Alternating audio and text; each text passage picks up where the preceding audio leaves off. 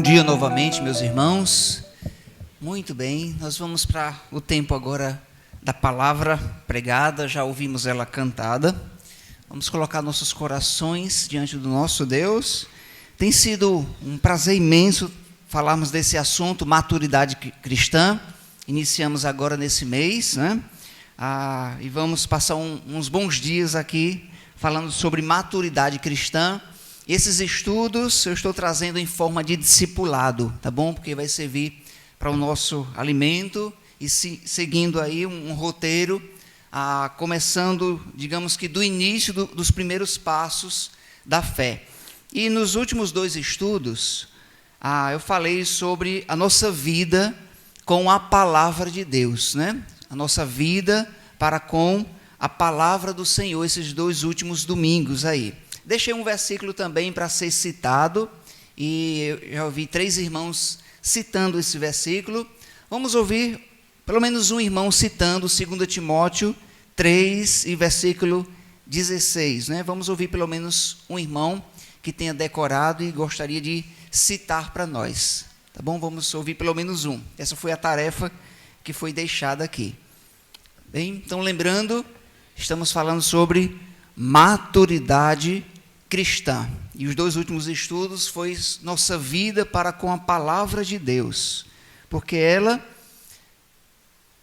é a nossa bússola, é o manual da vida cristã. Não tem como ser um cristão à parte das Escrituras. Ela é a autoridade, ela é a nossa regra de fé e conduta aos crentes em Cristo. Ela é a autoridade sobre nossa vida, tá bom? Quando a Bíblia fala, Deus está falando. Um irmão, por favor, da outra vez tivemos 3 irmãos, não é? Um irmão, gostaria de citar, 2 Timóteo 3 e 16. Vamos lá. Só um para salvar. Para salvar todos, não é? 2 Timóteo 3 e 16.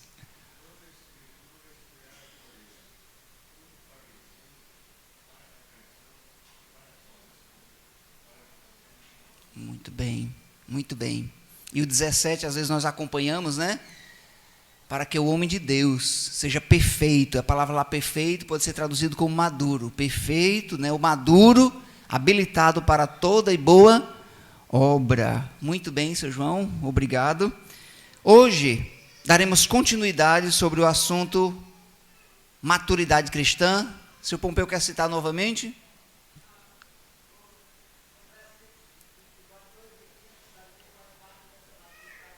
Sim. Ótimo.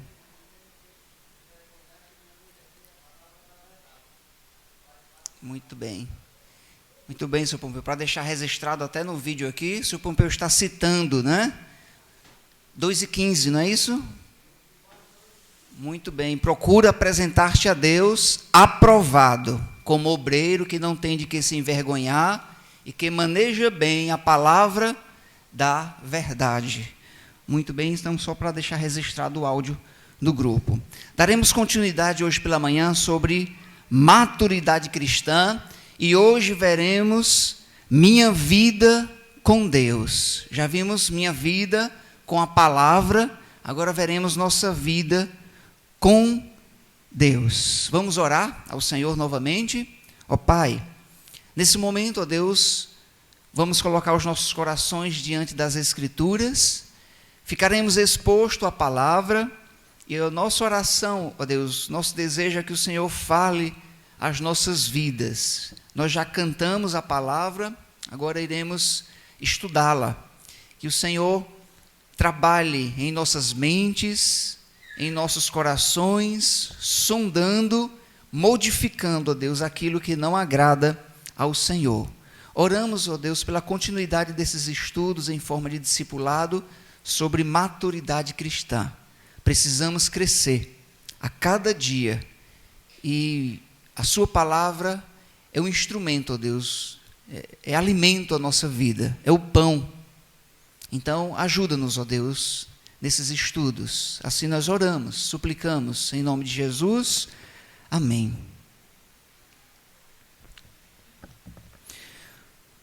O crente, o cristão, ele precisa ter uma compreensão saudável sobre a sua vida com a palavra e sobre a sua vida com Deus. E é claro que quando nós conhecemos a Cristo como Senhor e Salvador de nossas vidas, o Senhor nos salva definitivamente. No momento em que nós entendemos o Evangelho, cremos em Cristo, o Senhor nos salva definitivamente. Porém, essa salvação, irmãos, conforme vai passando os dias, conforme vai passando os meses, os anos, de forma progressiva, o crente, o cristão precisa evidenciar com suas ações, com sua vida, que de fato Deus o salvou, que de fato Deus o transformou.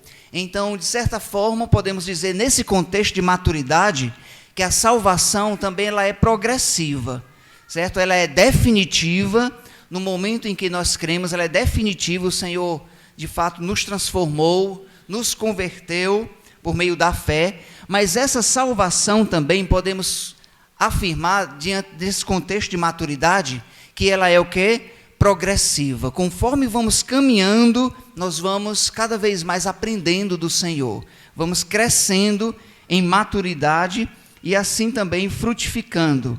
Então o cristão, o crente, ele precisa conhecer o Senhor mais e mais, e assim crescer na graça e no conhecimento, como diz Pedro lá em 2 Pedro 3,18, antes crescei na graça e no conhecimento do nosso Senhor e Salvador Jesus Cristo. Então, diante dessa realidade, sobre esse compromisso que nós temos de crescer no Senhor, e a nossa vida para com Deus, ela deve ser contínua.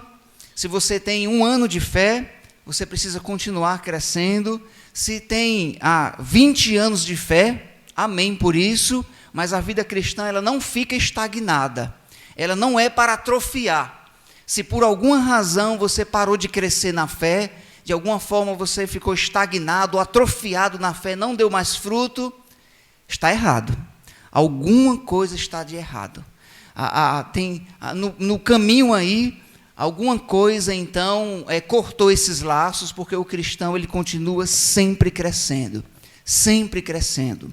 Eu acho incrível que, às vezes, algumas pessoas, ao crerem no Senhor, logo evidenciam a sua fé. Alguns, às vezes, demoram um pouco, dependendo da sua personalidade, e, de fato, esse assunto é até um mistério para nós, não sabemos como, mas algumas pessoas, ao crerem em Cristo, com poucos anos de fé, já mostram maturidade. E, às vezes, por outro lado, infelizmente, alguns têm alguns anos de fé, às vezes até mais do que 5, mas mostram imaturidade em várias áreas da sua fé, principalmente na área que refere-se ao compromisso para com Deus, a sua palavra, e o compromisso local da igreja. Então, diante dessa realidade, nós vamos aprender hoje 2 princípios. O primeiro é que nós precisamos ter a real perspectiva de quem nós somos diante de Deus. Se você não ter essa cosmovisão, essa perspectiva de quem você é diante de Deus e de quem Deus é diante de nós, não tem como crescer, tá bom? Então, o primeiro passo para a maturidade cristã, dentro desse assunto, a minha vida para com Deus, é sabermos quem somos diante do Senhor. Quem você é diante de Deus. Seria muito interessante lembrarmos de quem nós éramos primeiro. Em vez de nós tratarmos logo de quem nós somos, vamos lembrar um pouco de quem nós éramos sem Cristo. E temos várias passagens que nos ajudam a entender quem nós éramos sem Cristo. Porque sem essa real condição, realidade dessa situação, de fato, vamos cair numa vida de esquecimento, de soberba, de jactância. Então, precisamos saber quem nós somos, mas antes vamos lembrar de quem nós éramos sem Cristo. Abra sua Bíblia comigo, lá para Efésios capítulo 2, que será um texto base aqui para nós na escola dominical. Efésios, no capítulo 2. Vamos ler todo o texto, tá bom? Capítulo 2, versículos de 1 a 10. E assim entenderemos a realidade de quem nós éramos, para assim entendermos melhor quem nós somos hoje. E essa realidade vai nos trazer assim um alívio, né? Vai nos dar um norte quanto o nosso propósito, a vida cristã. Então vamos lá para Efésios, capítulo 2, versículos de 1 a 10. E a amada igreja vai me ajudar com a leitura, tá bom? Eu vou ler os versículos ímpares e a amada igreja lê os versículos pares, que é um texto de fácil leitura. Efésios, capítulo 2, versículos de 1 a 10. Efésios 2, versículo 1, diz assim: Ele vos deu vida, estando vós mortos nos vossos delitos e pecados. A igreja, nos quais andastes outrora,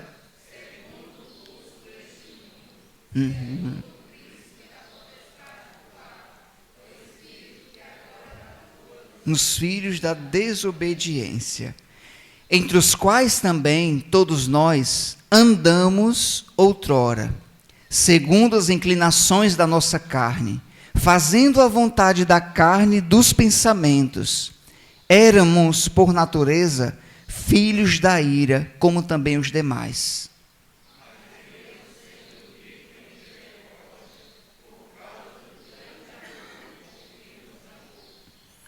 E estando nós mortos em nossos delitos, nos deu vida juntamente com Cristo. Pela graça sois salvos.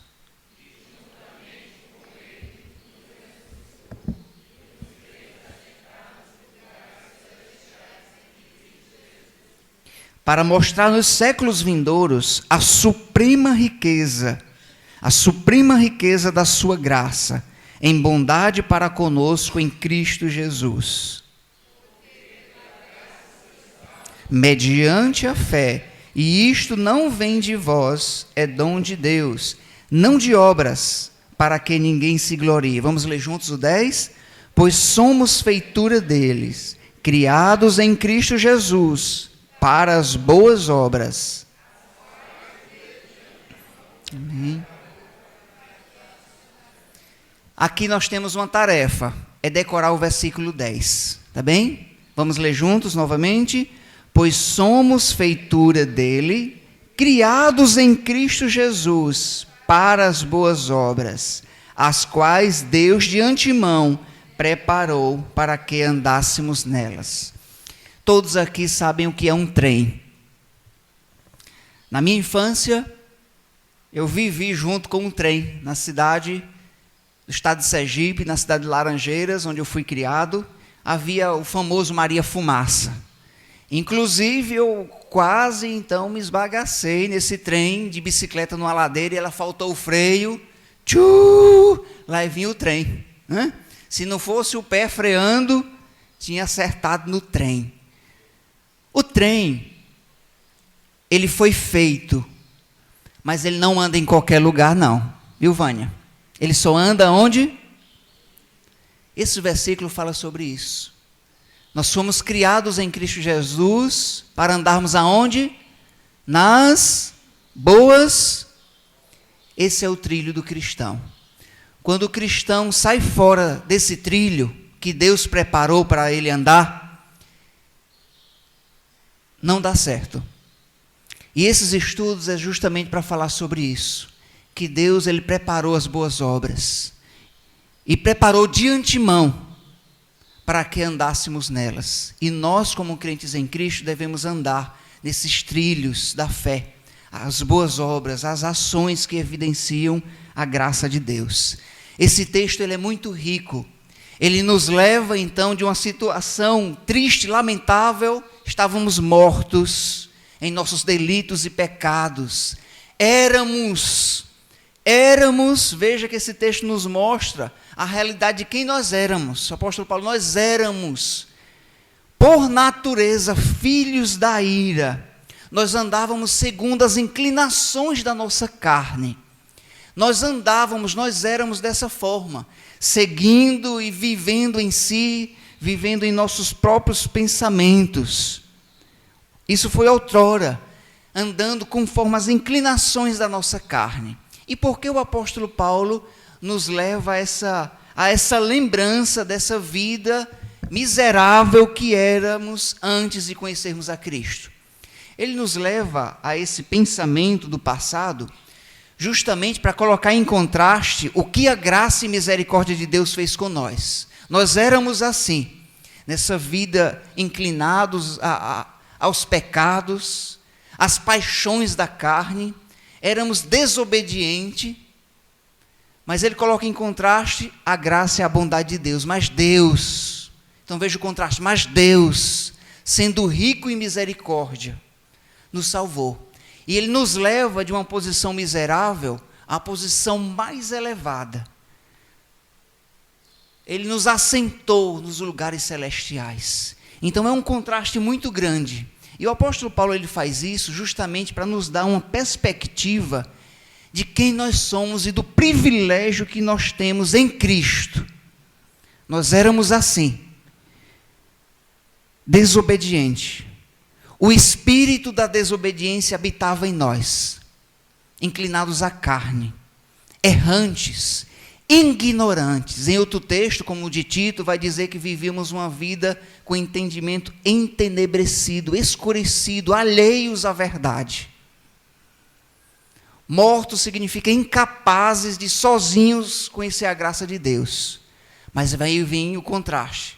Mas Deus, sim Deus, sendo rico em misericórdia, em graça, pela graça de Deus, Ele nos salvou e nos fez assentar nos lugares celestiais. Isso é muito belo, é algo incrível. E o apóstolo Paulo ele faz isso justamente para nos dar a realidade de que a nossa vida, pelo que Cristo fez por nós, não é para nós vivermos como nós queremos. Não é para nós confessarmos Cristo como Senhor e Salvador e eu vou viver como eu quero, demasiadamente, como eu quero. Aí eu vou voltar aos prazeres que eu vivia antes. Não. O cristão, ele precisa crescer em maturidade, trilhando pelos trilhos das boas obras. Isso é fé. Mas tendo a noção de onde o Senhor lhe tirou. E essa noção de realidade de onde o Senhor nos tirou, é que de fato ela vai ser o impulsor. Ela vai nos direcionar melhor. Ela vai tirar de nós qualquer resquício de orgulho. Não foi por nada seu, não. Não é porque eu faço isso muito bem. Não é porque fazemos nada bem, não. É pela graça de Deus, pois nós estávamos mortos, sem qualquer indício de que eu poderia ser salvo. Caminhando então pelo destino da condenação eterna. Nascemos debaixo da ira de Deus, e esse caminho é condenação eterna. Mas Deus, sendo rico em misericórdia, sobre essa realidade que eu gostaria de trazer para a amada igreja. Assim nós éramos, sem esperança, e sabermos dessas verdades nos dá uma certeza, uma convicção de quem nós somos hoje, pela graça de Deus. Ele nos transformou. E essa certeza nos coloca numa posição de humildade, irmãos. Saber disto nos coloca numa posição de humilhação. Olha, Deus, Ele fez isso por mim. Nós caminhávamos nesse trilho aqui da condenação e Ele nos trouxe para outro trilho de vida eterna, de graça, de salvação. Então essa realidade nos coloca em posição de humildade. Nos coloca como seres que somos instrumentos nas mãos do Senhor. Nos coloca numa posição, como diz um hino, já vou citar as palavras desse hino, que nós somos devedores ao Senhor. O Senhor fez isso comigo, pois nós somos devedores, nós deveríamos viver em gratidão constante ao Senhor. E o apóstolo Paulo não foi a primeira vez que ele fez isso. Ele já fez isso outras vezes, porque a gratidão era algo tão evidente, tão estampado nos olhos do apóstolo Paulo, que vez por outra ele lembrava: o Senhor me resgatou dessa vida miserável e me trouxe aqui para o reino, para o império, me tirando do império das trevas e me trazendo para o império do seu amor.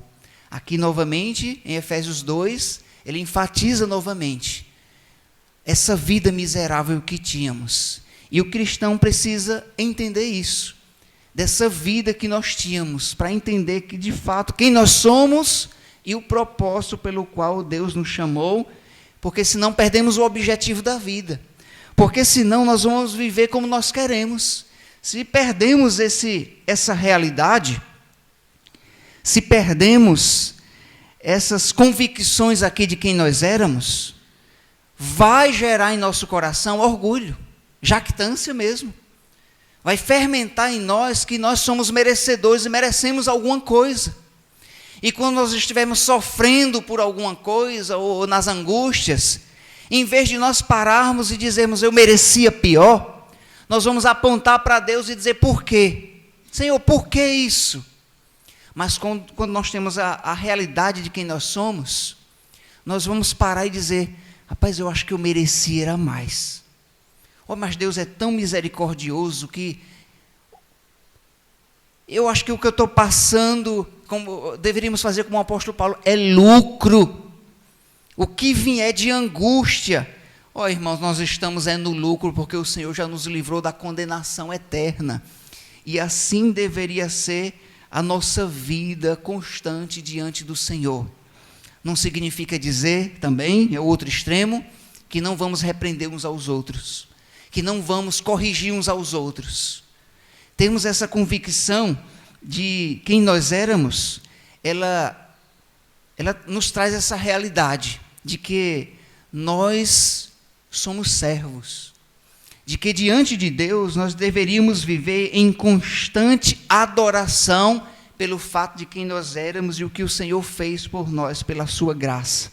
Então, termos essa convicção dessas realidades nos ajuda a caminharmos melhor para a graça de Deus, nos impulsiona a vivermos melhor para o nosso Deus. Você já caiu em lágrimas alguma vez ao lembrar disso? Várias vezes. Ao lembrar de que vivíamos sem querer a Deus, sem condições de buscar a Deus, éramos assim, inclinados à carne. Eu sei que provavelmente alguns aqui foram criados num berço cristão, como diz a expressão popular, mas mesmo assim, o desejo humano, irmãos, é para errar mesmo, é para fazer as coisas erradas. E de certa forma, até ter essa realidade de quem nós éramos, nos ajuda a entendermos melhor também as pessoas que estão ao nosso redor. Que às vezes nós tentamos conduzir a Deus, as pessoas não querem, e às vezes ficamos aborrecidos. Mas não fique não, você era assim. Nós éramos assim também. Ah, pastor, porque fulano bebe, ele quer vir aqui para a igreja, é porque fulano se prostitui, ele quer se aproximar de Deus. Nós éramos assim também. E a graça de Deus, ela está estendida a todos os pecadores para chegarem ao arrependimento. A graça de Deus nos transformou. Então, por vezes nós paramos. Eu já parei várias vezes e pensei: o que seria de mim se eu continuasse naquele estado? Será que eu estaria vivo ainda? A forma como eu vivia, com os olhos cheios de ódio, com aquela ira ardente no coração, eu acho que não estaria mais aqui.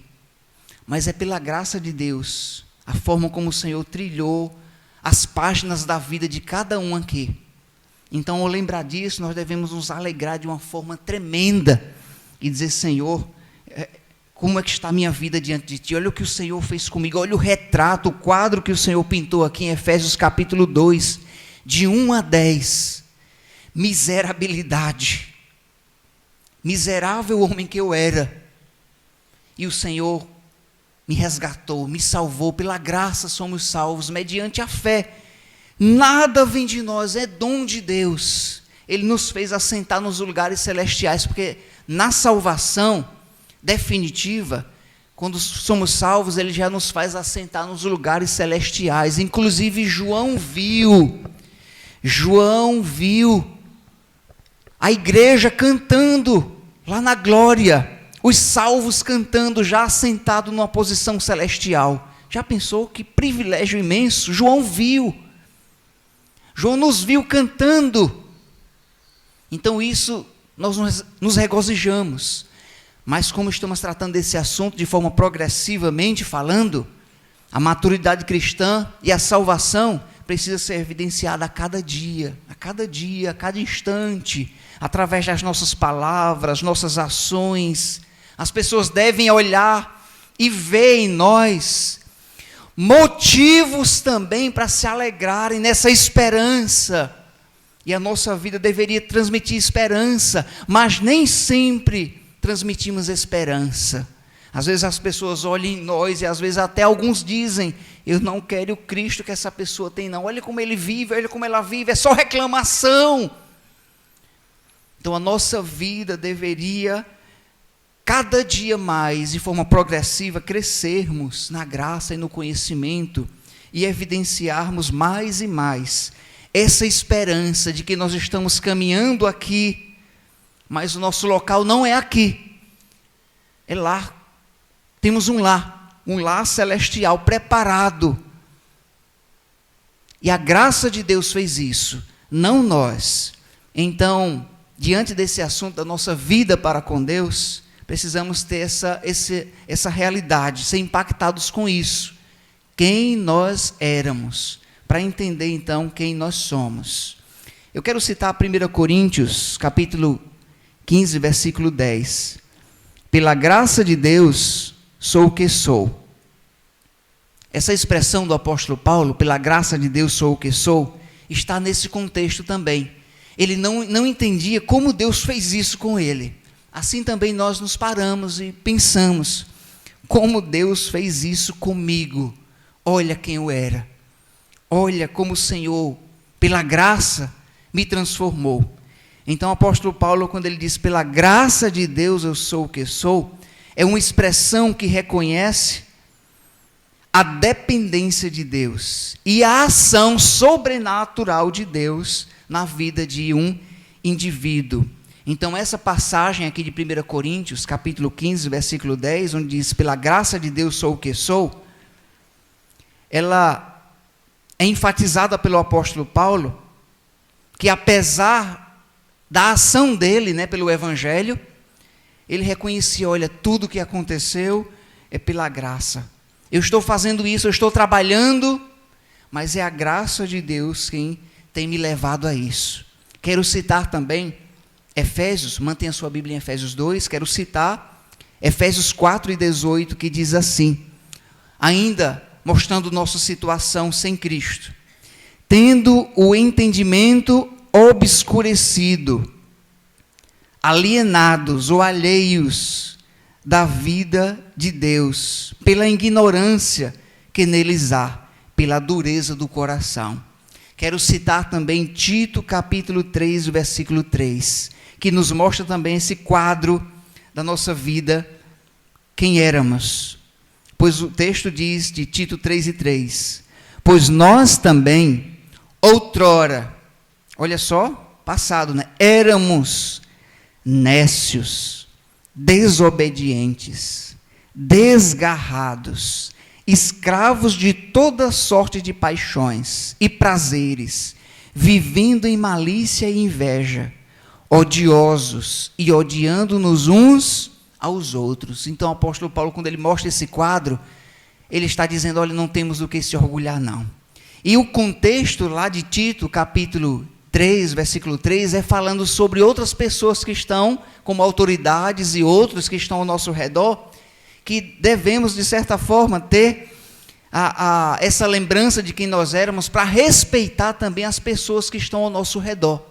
Quando você vê alguém fazendo alguma ignorância, alguma blasfêmia, então ter essa noção de que éramos assim também, nos ajuda também, de certa forma, a entender as pessoas que estão ao nosso redor. Seja o governo, né, as autoridades que dia a dia nos traz grandes angústias, né, lamento mesmo, e nós olhamos para o governo atual e falamos, isso não é possível uma coisa dessa, não. Não é possível que isso tenha acontecido. Eu não tinha feito isso, não. Lembre quem nós éramos, pois nós éramos pior do que isto. É nesse contexto que o apóstolo Paulo está falando. Então, o cristão ele precisa entender a sua posição, de quem nós éramos diante de Deus, para nós termos a realidade de quem nós somos hoje. Criados em Cristo Jesus, feitura dele. Então, nós precisamos, para amadurecermos, termos essa perspectiva. Quantos anos você tem de fé? Quantos anos você tem de fé? Quanto tempo você tem de fé? 5 anos, 6? Vamos ouvir de algumas pessoas? Dona Socorro, quantos anos a senhora tem de fé? 40 anos de fé. Dona Socorro precisa constantemente lembrar da sua condição, mesmo depois de 40 anos, que a graça de Deus lhe alcançou, precisa ter essa consciência, essa certeza de quem ela era, porque isso vai lhe impulsionar. Eu sou devedor. 40 anos, pastor, não dá tempo de se aposentar na fé, não? Seu Pompeu tem mais de 200 de fé e não se aposentou ainda? 305. Obrigado, seu Pompeu. Rapaz, eu pensava que ele... 305, né? 65, né? Davi, obrigado. Davi ajudou, seu Pompeu. Eu entendi 305. 65. Eu preciso lembrar? Ele precisa lembrar que a sua vida sem Cristo era miserável. E isso vai lhe ajudar a crescer. Eu sou devedor à graça de Deus. Constantemente. Precisamos lembrar de onde nós viemos e como o Senhor nos resgatou. Muitos se tornam orgulhosos, soberbos, atrofiam na fé, deixam de ter compromisso com Deus, justamente porque não lembram, não reconhecem o que Deus fez por ti. Então, um cristão que reconhece isso, ele vive em constante adoração. Foi Deus que fez isso. Eu sou devedor à sua graça. Então, isso é muito saudável, tá bem? Vamos contar aqui alguém que tem poucos anos de fé. Vânia. Quem mais? Pouco tempo de fé. A Vanessa. Quem mais? O Wesley, que veio hoje com a Sâmia, né? Com o bebê, né? Com a moça. Cadê a menina? Pronto, vamos orar para a graça de Deus resgatar essa pecadorazinha. É isso mesmo, pastor. Já nasceu debaixo da ira de Deus. Pastor, é um bebê, é o meu bebê. Deixa crescer que tu vai ver. Precisa da graça de Deus também. Éramos, por natureza, filhos da ira, como também os demais, inclinados às paixões. Então, o apóstolo Paulo mostra esse quadro justamente para colocar em contraste e nos dar a convicção, a certeza de que essa noção, essa cosmovisão, essa perspectiva de quem nós éramos, nos ajuda, nos impulsiona, nos empurra a vivermos melhor para Deus. Então, como eu mencionei, nós temos um hino no cantor cristão que eu gosto muito, que é o hino 132, se não me falha a memória, Ebenezer. Na última estrofe diz assim: devedor a sua graça, cada dia e hora sou. Seu desvelo, que o sinônimo de desvelo é o seu cuidado, seu desvelo faça com que cada dia, não é, eu ame ao Senhor. Então, o autor desse hino, ele entendeu muito bem que ele é devedor à graça de Deus quando? Cada dia e ora. Eu sou devedor à sua graça cada dia e ora. Que seu desvelo sempre faça com que eu ame a ti, Senhor. Que o cuidado de Deus faça com que eu ame Ele a cada dia. Então, assim deve ser o nosso entendimento. Devemos entender que cada dia e hora somos o quê? Devedores à sua graça. Nós devemos entender, irmãos, é claro que esse texto aqui é base, mas nós vamos agora lá para 1 Coríntios capítulo 3, por favor, comigo, 1 Coríntios capítulo 3. 1 Coríntios capítulo 3, vamos lá juntos? Porque já vimos então que devemos entender quem nós éramos. Éramos então desgarrados, alheios, ignorantes à verdade, e o Senhor nos salvou, nos resgatou pela sua graça, sua bondade, sua rica misericórdia. Depois vamos continuar naquele texto de Efésios, mas vamos aqui para 1 Coríntios capítulo 3, porque aqui teremos uma noção de quem nós somos hoje, tá bem? E o apóstolo Paulo, ele inicia com uma repreensão que está dentro do nosso contexto de maturidade cristã. Tá bem? Vamos lá, 1 Coríntios, capítulo 3. Diz assim: eu, porém, irmãos, 1 Coríntios, capítulo 3, eu, porém, irmãos, não vos pude falar como a espirituais, sim, como a carnais, como a crianças em Cristo. Leite vos dei a beber, não vos dei alimento sólido, porque ainda não podíeis suportá-lo, nem ainda agora podeis, porque ainda sois carnais, ou em outras palavras, sois imaturos. Então veja que o apóstolo Paulo começa repreendendo, e está dentro do nosso contexto. O apóstolo Paulo dizendo, olha, a igreja de Coríntios é uma igreja muito talentosa, incrivelmente talentosa, cheia de talentos, mas uma igreja o quê? Imatura, orgulhosa. A palavra que ele usa é um termo jactância. Uma igreja altamente qualidade, mas uma igreja orgulhosa porque tinha perdido o propósito de quem eles eram diante de Deus. E agora no capítulo 3 aqui, o apóstolo Paulo quer lembrar a eles de quem vocês são diante do Senhor. E ele começa repreendendo, vocês são imaturos. Isso é muito duro de ouvir. Eu estou dando ainda leite para vocês. Era para vocês estarem caminhando com suas próprias pernas. Mas vocês ainda estão engatinhando na fé. Tanto tempo de fé em Cristo. Era para vocês estarem comendo um alimento sólido já. Mas eu nem posso dar esse alimento para vocês, porque senão vocês vão se engasgar.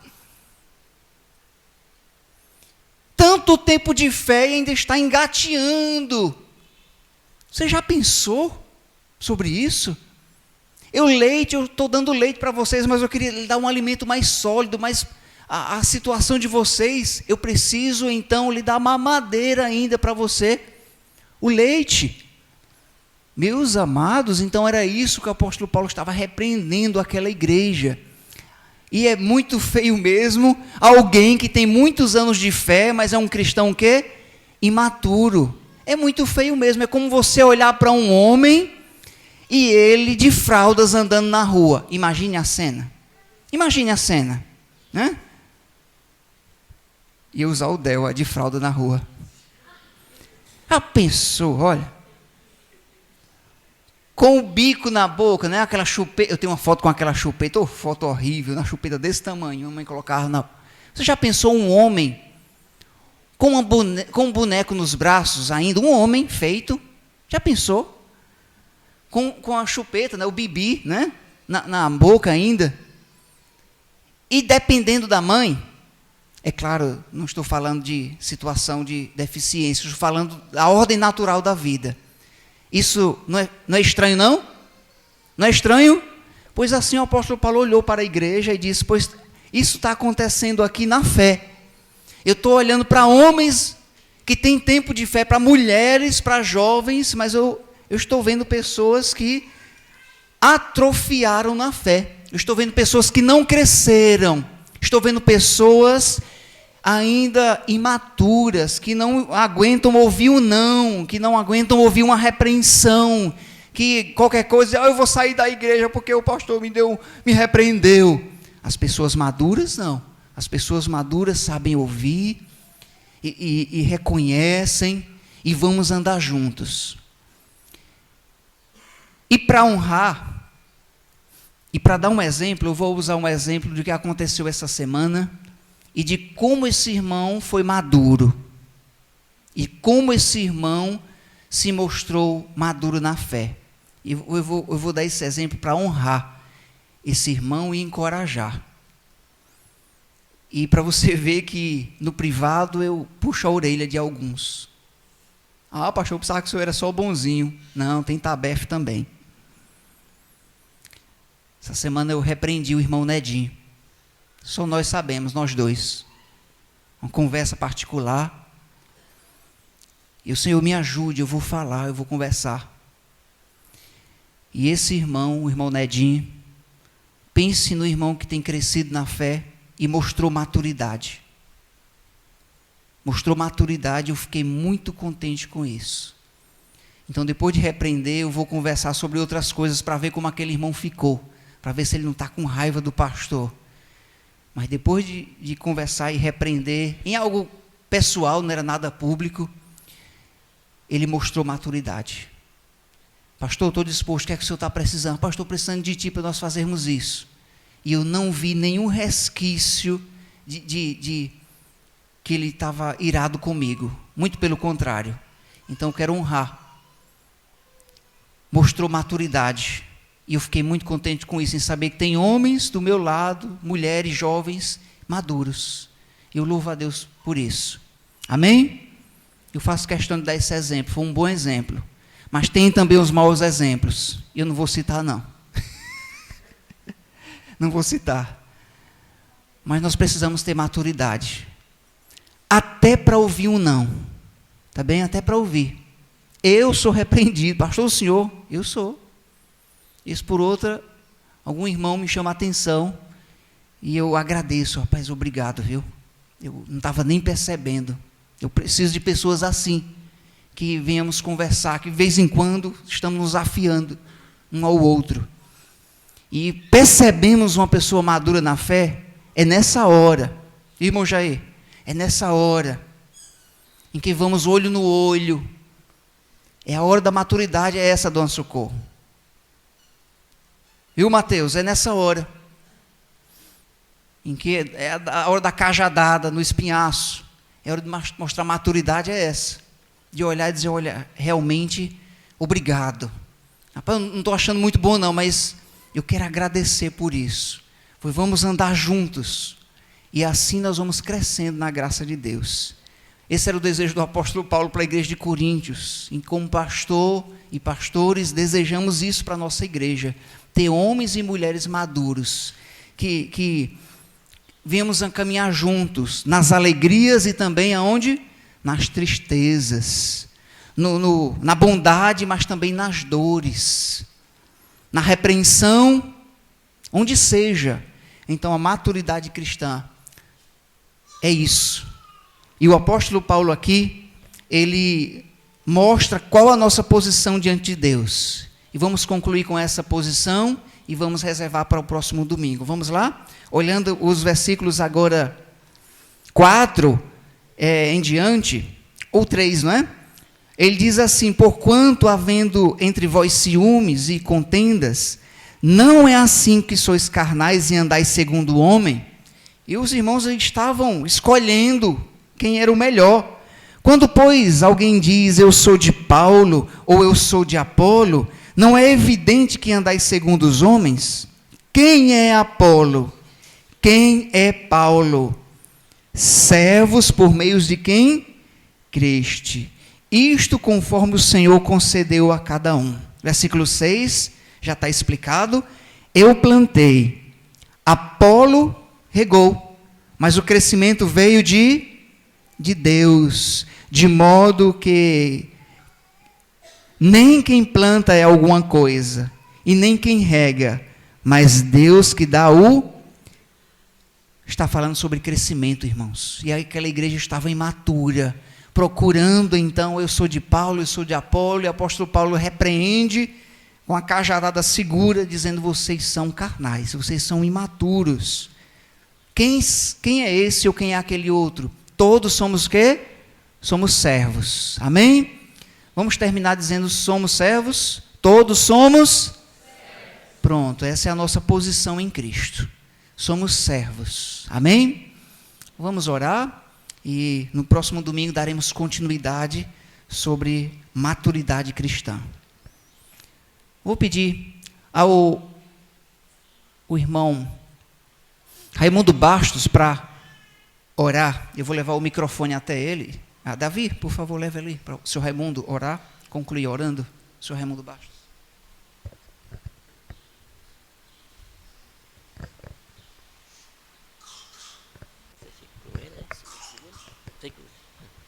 Oremos, nosso Deus, nosso Pai que está no céu. Quero te agradecer mais uma vez por essa oportunidade que o Senhor deu de nós estar hoje nessa manhã aqui ouvindo a tua palavra. Senhor Deus, toque nos nossos corações para que nós, como crentes, como teus filhos, possa ouvir e praticar a mensagem do teu servo. Pois eu te peço tudo e agradeço em nome de Jesus. Amém.